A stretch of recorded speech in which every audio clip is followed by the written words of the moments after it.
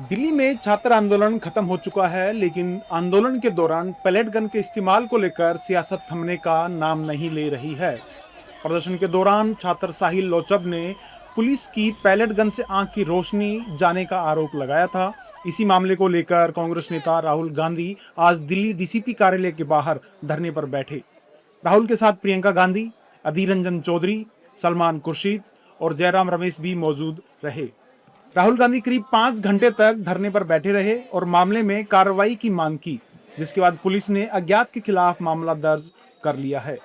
FIR दर्ज होने के बाद मामले की जांच का रास्ता साफ हो गया है। पुलिस अब घटना से जुड़े तथ्यों, मौके पर मौजूद लोगों, वीडियो फुटेज और अन्य साक्ष्यों के आधार पर पूरे घटनाक्रम की जांच कर सकती है।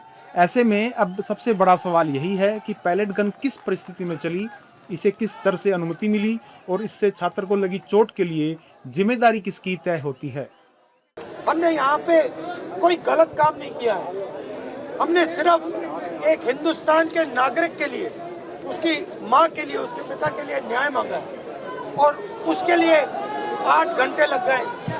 और फाइनल, बड़ी इंटरेस्टिंग बात, फाइनल परमिशन फाइनल होके होम सेक्रेटरी और अमित शाह जी को देना पड़ा, तब इन्होंने जाके फाइनल एफआईआर दिया। तो आप समझ जाइए एफआईआर रोक कौन रहा था। ये बेचारे जो पुलिस वाले हैं, ये चाहते थे एफआईआर करना, वो वाले भी चाहते थे एफआईआर करना, बट ऊपर से न्याय की ब्रेक लगी हुई है। साहिल का आरोप था कि छात्र आंदोलन के दौरान पुलिस की कार्रवाई में चली पैलेट गन से उनकी आंख में गंभीर चोट आई और उनकी आंख की रोशनी चली गई। इस घटना को लेकर विपक्ष लगातार दिल्ली पुलिस और सरकार पर सवाल उठा रहा है। कांग्रेस ने मांग की है कि साहिल लोचब को न्याय मिले और पैलेट गन चलाने की परिस्थितियों की गंभीरता से जांच हो। आखिरकार दिल्ली पुलिस को राहुल गांधी की जिद के आगे झुकना पड़ा। दिल्ली पुलिस ने राहुल गांधी के धरने के बाद अज्ञात के खिलाफ एफआईआर दर्ज की। राहुल गांधी के 5 घंटे के धरना प्रदर्शन के बाद पुलिस ने यह एफआईआर दर्ज की। एफआईआर की कॉपी पीड़ित साहिल लोचब को सौंप दी गई है। दिल्ली पुलिस ने भारतीय न्याय संहिता पीएनएस की धारा 118 और 125 के तहत एफआईआर दर्ज की है। एफआईआर दर्ज करवाने के बाद राहुल गांधी संसद मार्ग थाने से लौट गए। न्याय की हुई है ये एफआईआर, न्याय की तरफ एक और कदम है मेरा, जो पहला कदम है। पर मेरे को खुशी से ज्यादा दुख भी है कि एलओपी के होने के बावजूद भी 8 घंटे लग गए कंप्लेंट दिखाने में, जबकि मैं खुद गवाह खड़ा हूँ, मेरे शरीर में 200 ज्यादा चल रहे, उसके बाद भी मेरी एफआईआर को 8 घंटे में लिया गया। और शायद ये ली भी ना जाती अगर एलओपी मेरा साथ न देता।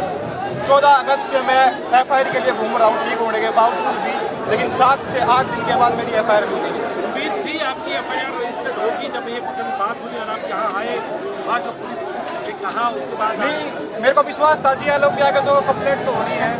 ये विश्वास भारत के हर छात्र को मैं यही कहना चाहता हूँ कि आपको विश्वास रखना, आपकी आवाज को कोई नहीं दबा सकता जब तक ऐसे जननायक भारत में है।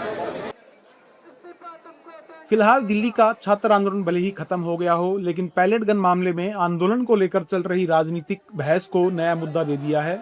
एक तरफ कांग्रेस इस मामले को लेकर सरकार और पुलिस को घेर रही है, तो दूसरी तरफ एफआईआर दर्ज होने के बाद जांच के नतीजों का इंतजार भी अहम हो गया है।